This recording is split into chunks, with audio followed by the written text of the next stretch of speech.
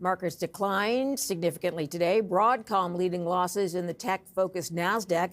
Investors responding to lower backlog numbers as part of that story. Let's go to James Thorne, Chief Market Strategist at Wellington-Altus Private Wealth. Thanks for coming in. Thanks for having me. Why do you think investors are punishing the tech stocks the way they are? The narrative that it's a bubble and it's over and it's unsustainable is still front and center.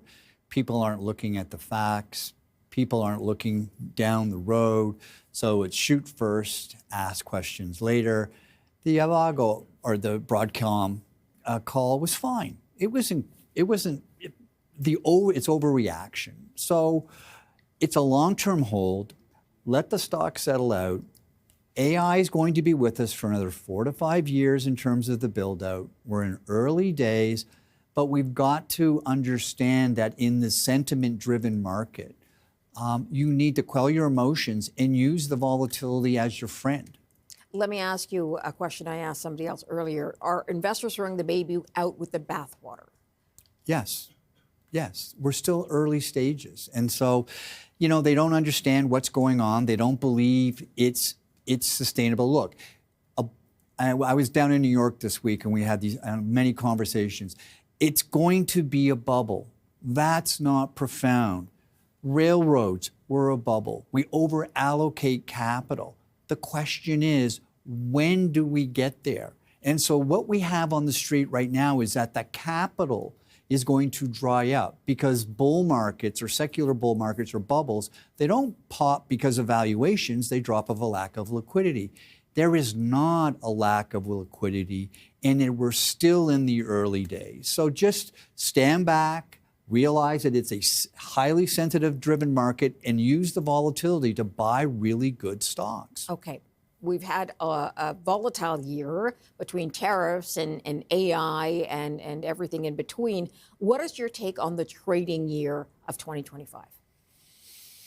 What I take from it is, again, it was amplified in April with Trump and the Rose Garden ceremony, where people actually thought that those reciprocal tariffs that were used as a negotiation tactic, which is in Chapter 2 of Trump's Art of the Deal, were actually going to stick. And we went down 20%. That is very interesting because we do not get two successive big drawdowns like 18 to 20% unless we have a recession or a financial crisis, which we don't. The interesting thing for me about that is it broke the 4-year cycle. So a lot of the folks on Wall Street are going to be telling you about next year is a midterm election cycle year, and we should have a very big drawdown somewhere between January and July. History says it won't happen now. So the 4-year cycle's dead. And I would also argue we've got a massive amount of liquidity coming. I think the economic numbers in the United States are going to start to decelerate. And so we're going to see rates go lower than we expect, the Fed's balance sheet to expand, and that's very good for risk assets. Okay, so you explained about the cycle and essentially the breaking of the cycle at this point. What else are we looking at for 2026? If the AI theme carries on, if there's that extra one big beautiful bill, a rollout, which is expected to give some extra cash to Americans as well, what do you foresee? Well, when the bill gets rolled out, 100% expensing of CapEx, and that will add about $1 trillion to GDP. So we're going to get what's called supply-side policies put in place, which means that they're focused on generating investment growth, which is we lack up here in Canada, and growth that is non-inflationary. Most of the folks I talk to, and when I was down south, they grew up in this Keynesian, everything is demand and all stimulus is inflationary.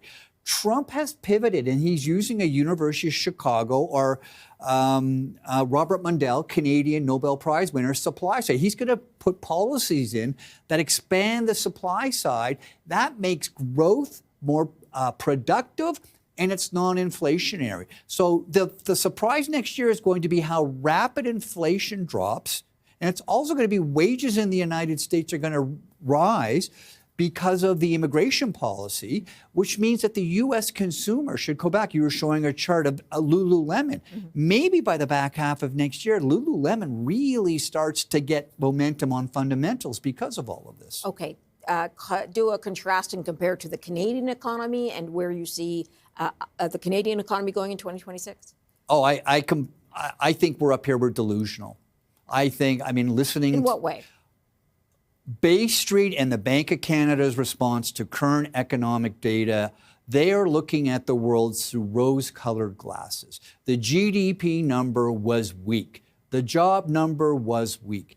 The Canadian economy cannot re-accelerate with 2.25% overnight rates. Those that think President Trump or the Americans' economic policy is a short-term blip that's going to go away are sadly mistaken, need to get up off of Bay Street and fly down to the United States and realize this is generational. And we have a negotiation with the United States coming up where we do not have a strong hand. And so Canada needs to be honest with itself in the situation that we have a weak, not a robust or resilient economy. I am sorry. Okay. We got to leave it there, James. I'm out of time with you, but thank you for coming in. Appreciate your time. Thank you. James Thorne is a chief market strategist, Wellington-Altus Private Wealth.